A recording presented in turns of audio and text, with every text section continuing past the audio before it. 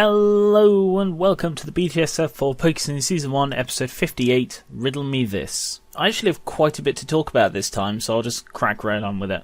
This has a very interesting storytelling style to this episode. There was almost no Team Rocket. It felt like they were there just as a token thing. And to be honest, they contributed very, very little to the plot. I'd say the only reason they're in it at all is because, you know, they're sort of contractually obliged to have them appear in every single episode in Season 1. But I reckon they could have just got by without them and it wouldn't have, you know, dropped a thing from the episode. Overall, I do like this episode in that it does have this interesting storytelling style. And with the fact that they sort of follow a series of riddles throughout it. But the riddles were just, you know, they weren't anything. They weren't particularly good, but they also weren't particularly bad. Misty wasn't particularly smart for getting them, nor were the others stupid for not getting them. It's, you know, they were just overall, really. I feel I should talk a bit about the lightning rods. The reason that I got so specific over them is, like back with the Snorlax episode, I used to have a massive fascination with the weather and with lightning in particular. So I just, from how they described it, the lightning rod thing was utter bullshit, and it just really irritated me.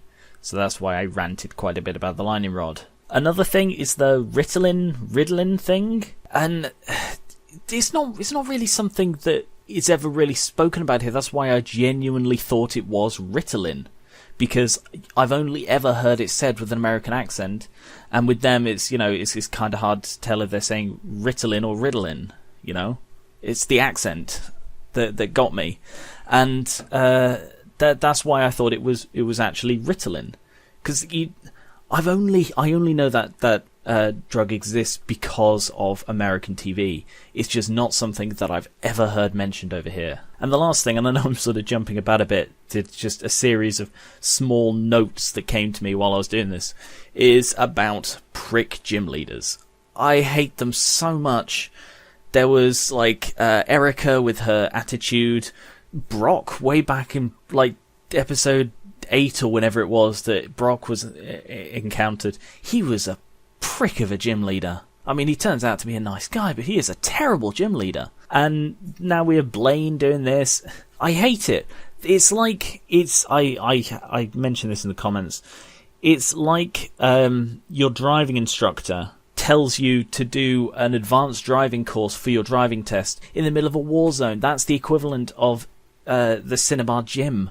It's ridiculous. It's supposed to be a test of their skill to enter the Pokemon League. It's not a personal vendetta. The gym leaders get nothing for victory because they're battling trainers who are not basically worthy to beat them. It's not a matter of pride. It's not a matter of anything. They are state-approved gym leaders, state-approved testers, essentially, of a trainer's skill, and they're just using that as an excuse to do whatever the hell they want. I mean, Sabrina, you know, she had psychological issues, that's why she was the way she was, but the others, they're just dicks.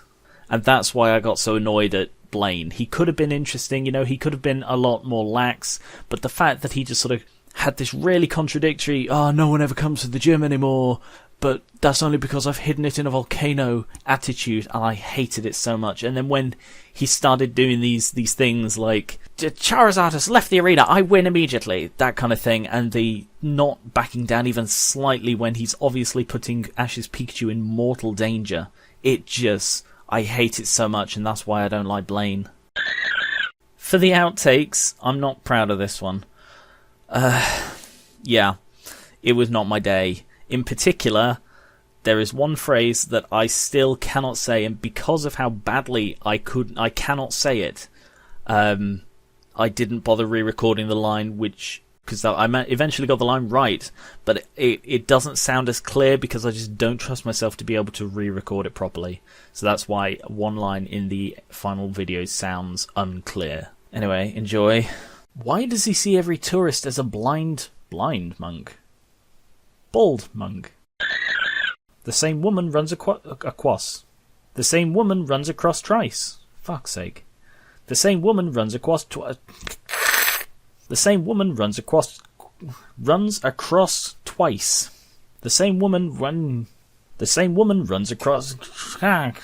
The same woman runs across twice. Runs across twice.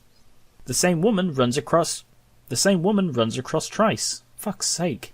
The same woman runs across... The mouth movement... The mouth movement... The mouth movements don't match the words. The mouth movements... The mouth movements... Fuck. I understand the urge to do... I understand the urge to do... I understand the urge to do... To do same type. It's not difficult. I understand the urge to do... Again, Magbar must be... And that is all for this episode. We're getting into the final stretch of Season 1, and yes, this is still Season 1, because although things like Netflix and I think maybe even the DVDs say that Season 1 ends with the Breeding Center one, this is still Season 1, according to a lot of official sources. For the record, I used the Bulbapedia order with a couple of changes to account for airing order. I will catch you later.